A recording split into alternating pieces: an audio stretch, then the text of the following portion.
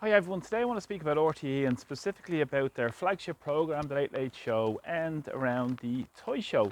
Now the Toy Show is an event that is held every year just in advance of Christmas and provides fantastic excitement for children to watch toys and see books and see other children and many musicians and sports stars in advance of Christmas and to get prepared for the excitement of that period of time. But of course, specifically today I want to speak about the Toy Show appeal. Now, since 2020, the Toy Show have gone down the road of organising an appeal, a call out for funds for people to donate while the show is taking place and to donate to various charities.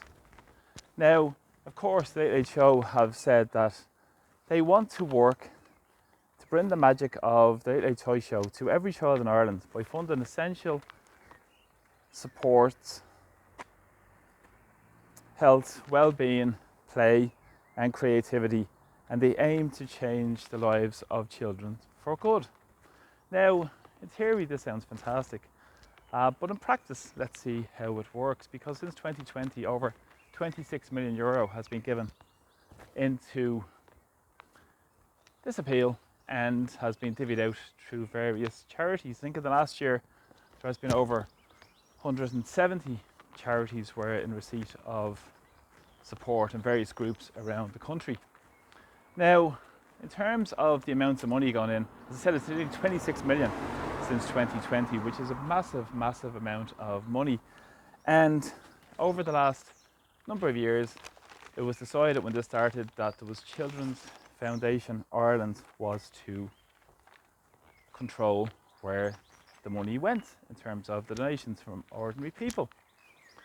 Now, Children's Foundation Ireland, of course, was set up back about 25 years ago, and it received a massive donation from Chuck Feeney. Now, Chuck Feeney was a US American who donated over €4 million towards this organisation. And of course now, much of it is to fund a certain ideology.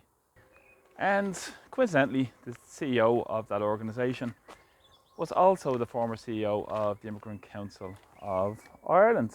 And they have lobbied the government on 38 occasions. So not just about giving money out to charities and various groups, they work as a government organisation and they work on directing the policy of the state.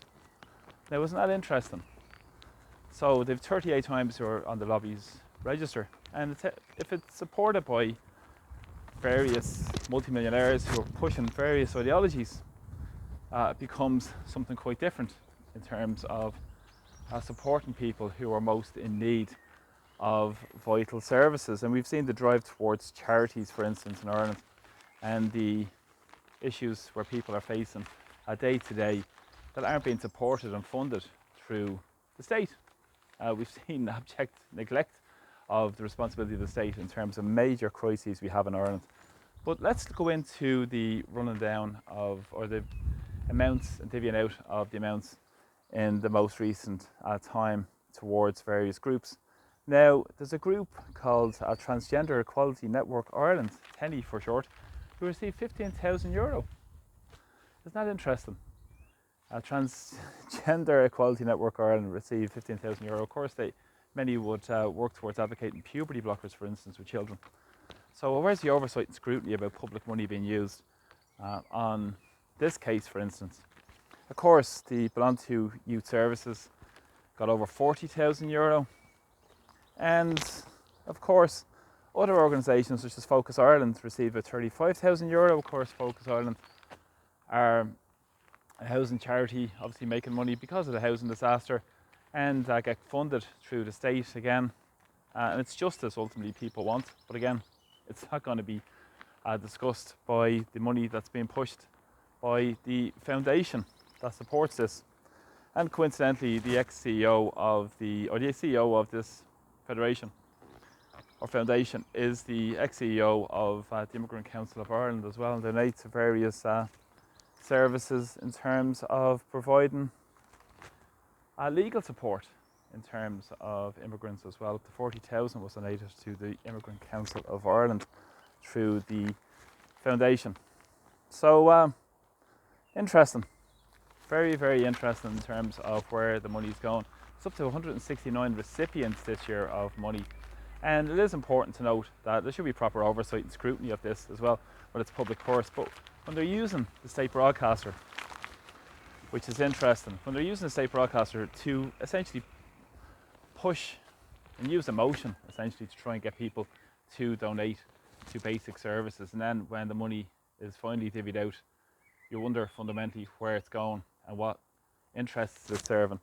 Is it serving the interests of McEntee, for instance, the ex-Justice Minister, and her husband, who is involved in AbbVie, which are involved in puberty blockers as well for children, and not to mention many who are profiting from the housing and homeless disaster in terms of housing charities as well, making money from this as well.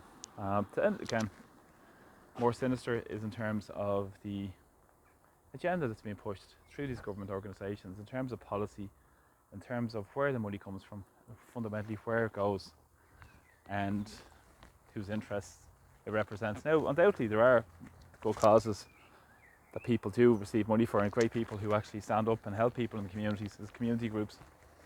But when you look at the way this is being handled and organised and orchestrated essentially to pursue certain agendas, it really needs to be spoken about. And these issues, for instance, around the gender issues in Ireland, we saw in terms of the big push by the NGOs in terms of the referendum last year, and of course the vast majority of people overwhelmingly we rejected taking a woman out of the constitution. We saw all these NGOs pursuing this agenda, so it's just a sinister ruse to transfer more money out of the public purse into these hands using various platforms. So it's, you know, and you wonder why these media stations don't have proper debates on the issues when they're completely compromised because of their 725 million they've received from the taxpayers, and not to mention the money that's been funneled as well through the toy show appeal, over 26 million since 2020. So it's important that these are discussed openly, it's properly audited where the money's going, and as well fundamentally what do charities, what's the need for all these charities in society with many of these CEOs on six-figure salaries as well, and pursuing agendas as well which are based on the ideology of the people who push them in the first instance. We look at these so-called, as I said, the Children's Foundation Ireland as well is linked in with the International Strategic Dialogue, again, which have people like Bill and Melinda Gates Foundation who support it and pursue certain agendas as well in terms of mass immigration and all those other agendas that are pursued through the various channels. So it needs to be investigated, needs to be looked at, and needs a proper, rational, honest debate about all these issues in society rather than having them rammed down people's throats without any proper debate and discussions in society. And again, the people who speak out about various issues are smeared and cancelled. That's the way it works in Ireland. There's no rational, common sense debates on issues, what takes place in our society. So thanks for supporting my videos. Please subscribe to my channel as well. And thanks again for sharing my videos far and wide. So from Dublin, Slán, take care.